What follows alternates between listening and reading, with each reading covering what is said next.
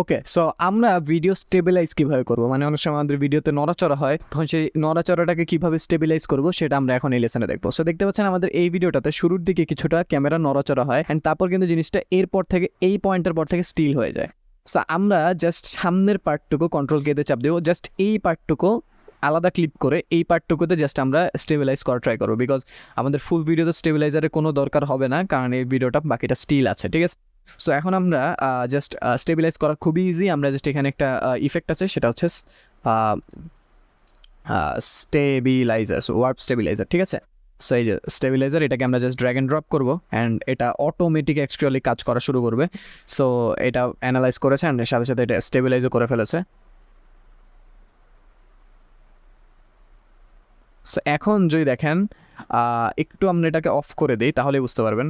এখন দেখেন মুভমেন্টটা, অ্যান্ড এখন দেখেন মুভমেন্ট কাইন্ড অফ অনেকটাই কমিয়ে দিয়েছে। এখন অফকোর্স আপনার যদি ফুললি ক্যামেরা নাড়াচাড়া করছে প্রচুর পরিমাণে, সেই ভিডিওটাকে স্টেবিলাইজ করেও আপনি খুব বেশি মানে ফল পাবেন না। সো জাস্ট এরকম সাটেল মুভমেন্টগুলোকে আমরা চাইলে এইভাবে ঠিক করতে পারি, কারণ যখন আপনার ক্যামেরা খুব বেশি মুভ হয় তখন দেখা যাবে আপনার যে ভিডিও ডিটেলসগুলো সেটাই হারিয়ে যাবে, বিকজ অনেক মোশন ব্লার থাকবে, ঠিক না। সো সেগুলোকে তো রিট্রিভ করা যাবে না। সো আপনি ওইটাতে স্টেবিলাইজার দিলেও কোনো লাভ হবে না। বাট যখন একটু হালকা পাতলা একটু নড়ে চড়ে গিয়েছে সেই পার্টগুলোতে আমরা যখন কাজ করতে চাই, তখন আমরা চাইলে ওয়ার্প স্টেবিলাইজার দিয়ে জিনিসটা ঠিক করতে পারি।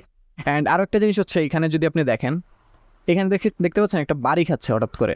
সো এই বাড়িটা খাওয়ার কারণ কি? কারণ যখন একটা জিনিস স্টেবিলাইজ করা হয়, এটা স্টেবিলাইজ কীভাবে করে? স্টেবিলাইজ করার জন্য বেসিক্যালি এই ক্লিপটাকে একটু জুম ইন করে প্রত্যেকটা পিক্সেলকে ট্র্যাক করা হয়েছে, অ্যান্ড পজিশনিংটা বারবার ঠিক করা হয়েছে যাতে এটা সবসময় সেম পজিশনে রাখার চেষ্টা করা হয়েছে, যার কারণে এটা অনেকটা স্মুথ লাগছে, ঠিক আছে। বিকজ বারবার এটা জুম করে এটা কাইন্ড অফ পিক্সেলগুলোকে সেম পজিশনে রাখার ট্রাই করা হয়েছে, এটার পজিশন বারবার চেঞ্জ করে। সো এটা কতটুকু জুম করা হয়েছে সেটা হচ্ছে 101.7% এটাকে জুম করা হয়েছে। তাই এইখানে যখন আমরা আসি তখন এই জিনিসটা একটা বাড়ি খাচ্ছে। সো এটাকে আমাদের ঠিক করার জন্য বেসিক্যালি এইটাকেও ঠিক এই সেম ভ্যালুটাকে সেট করে দিতে হবে। এখন যদি আমরা দেখি তাহলে এরকম হালকা একটা বাড়ি খাচ্ছে এখনও।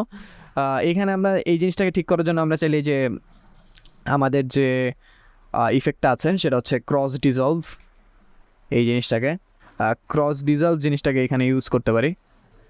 সো এখানে বলছে আমাদের আবার এই জিনিসটাকে অ্যানালাইজ করা লাগবে।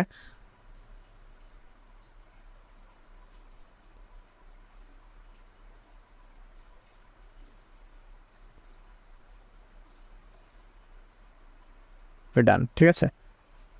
সো এখন দেখতে পাচ্ছেন এখন কিন্তু সেই ইটা নেই, আর ওই যে খুব বেশি যে একটা বাড়ি খাওয়ার কিন্তু ইফেক্টটা নেই, বিকজ আমরা এখানে ক্রস ডিজলভ দিয়ে দিয়েছি, যার কারণে এটা খুবই স্মুথলি এই ভিডিও থেকে এই ভিডিওতে ট্রানজিশনটা হচ্ছে, ঠিক আছে। তাই কিন্তু আর ওই ইফেক্টটা নেই।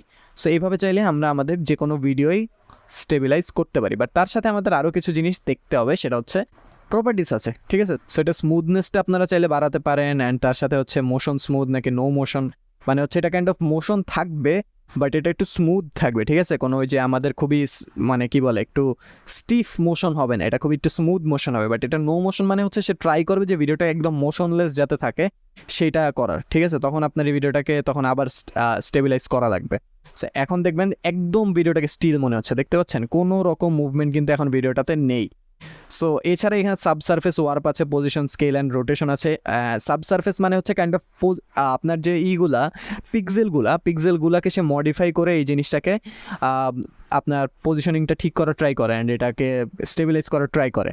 বাট যখন আপনি পজিশন স্কেল অ্যান্ড রোটেশন দেন তখন সে শুধু পজিশন স্কেল অ্যান্ড রোটেশন প্রপার্টিগুলোকে চেঞ্জ করে সে আপনাকে একটা স্মুথ ইফেক্ট দেওয়ার ট্রাই করে।